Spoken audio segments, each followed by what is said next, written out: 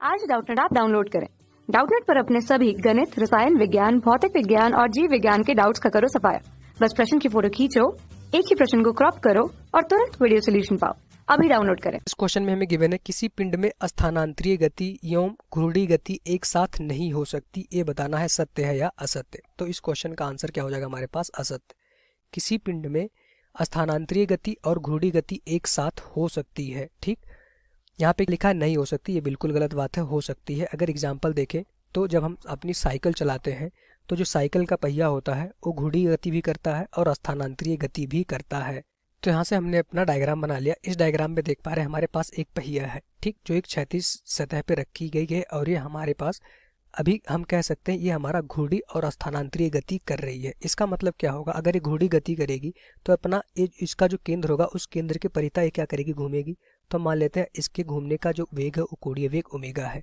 तो इस जो हमारे पास पिंड है इसके हर एक पार्टिकल घूम रहे होंगे ओमेगा कोणीय वेग से। अगर ये हमारे पास क्या है? दृढ़ पिंड है तो इसके हर एक पार्टिकल जितने भी कण है वो हमारा सेम ओमेगा कोणीय वेग से घूम भी रहे होंगे।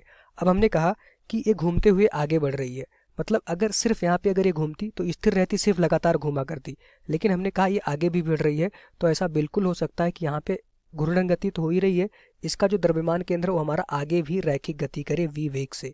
ठीक, हम मान लेते हैं उसके जो द्रव्यमान केंद्र है वो हमारा आगे की तरफ बढ़ता जा रहा है v वेग से।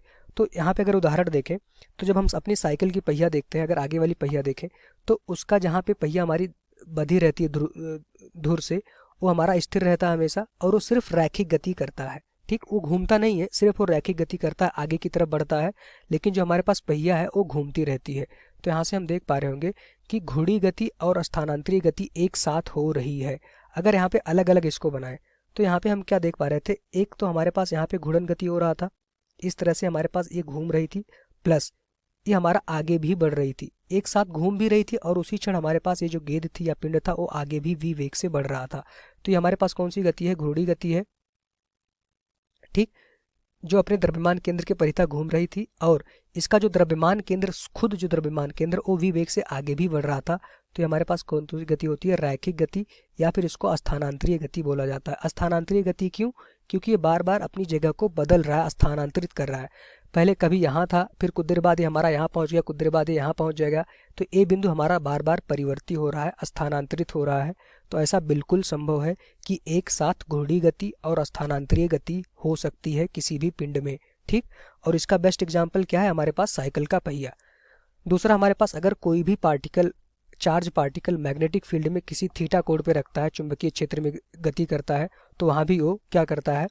रैखिक गति भी करता है और घूर्णन गति भी करता है। तो इस तरह के कई सारे एग्जाम्पल हो सकते हैं, लेकिन ऐसा जरूर पॉसिबल है कि किसी पिंड में एक साथ स्थानांतरीय गति और घूर्णी गति हो।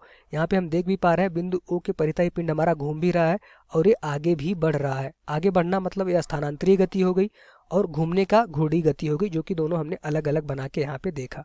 तो ये हमारा आंसर हो जाएगा। ठीक, ऐसा कभी नहीं होगा कि किसी पिंड में स्थानांतरीय गति और घूर्णन गति एक साथ नहीं हो सकती। ठीक, ऐसा हो सकता है कि किसी पिंड में स्थानांतरीय गति और घूर्णन गति एक साथ हो।